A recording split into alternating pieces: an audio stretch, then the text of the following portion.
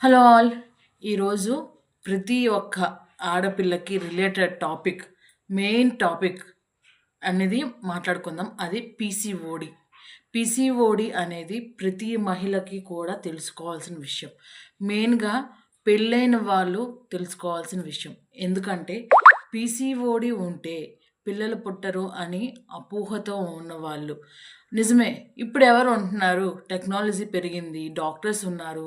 So, దానికేంటి problem? ఎవరు worry అవుతున్నారు అని మనం అనుకోవచ్చు. కానీ నిజంగా చాలామంది అసలు పీసీఓడి ప్రాబ్లమ్ ఉందనే తెలియకుండా లైఫ్‌ని లీడ్ చేస్తున్న వాళ్ళు చాలామందున్నారు.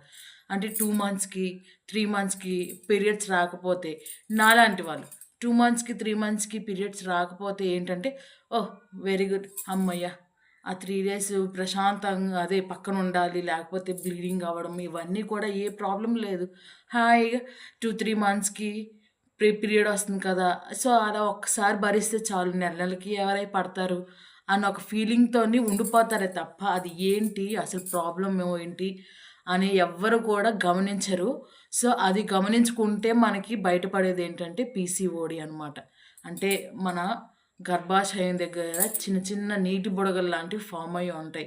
సో, వాటి వల్ల ఏంటంటే మనకి పీరియడ్స్ ఇర్రెగ్యులర్‌గా రావడం, దాంతో ప్రెగ్నెన్సీ లేట్ అవ్వడం ఈ 2 కూడా జరుగుతూ ఉంటాయి. నాకు పెళ్ళైన 3 ఇయర్స్ తర్వాత నేను కన్సీవ్ అయ్యాను.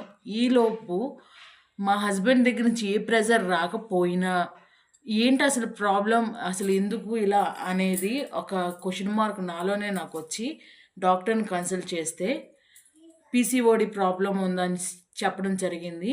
సో, వెయిట్ లాస్ అవ్వాలి ప్లస్ మెడికేషన్ వాడాలి అని ఒక ఇన్‌స్ట్రక్షన్ ఇవ్వడం జరిగింది. నాలాంటి బద్ధకస్తురాలికి వెయిట్ లాస్ అవ్వడం అనేది చాలా కష్టం. కాకపోతే ఆ దేవుడి దయ వల్ల మెడికేషన్ వాడిన తర్వాత పీసీఓడి ప్రాబ్లమ్ తగ్గి, ఫస్ట్ రెగ్యులర్ పీరియడ్స్ అయిన తర్వాత నాకు కన్సీవ్ అవ్వడం, నాకొక పాప అన్నీ కూడా జరిగినాయనమాట. సో, ఈ పీసీఓడీ వల్ల పిల్లలు పుట్టరు అని ఎవరైనా అంటే అది 100% ఫాల్స్ అని నాలాంటి వాళ్ళైనా ఎగ్జాంపుల్‌గా చూపిచ్చి మీరు వాళ్ళకి సమాధానం చెప్పొచ్చు. అందుకనే నా ఈ చిన్న ప్రయత్నాన్ని మీరు ఎంకరేజ్ చేసి, సపోర్ట్ చేసి ఈ వీడియోని లైక్ చేస్తారని ఆశిస్తున్నాను. Thank you so much.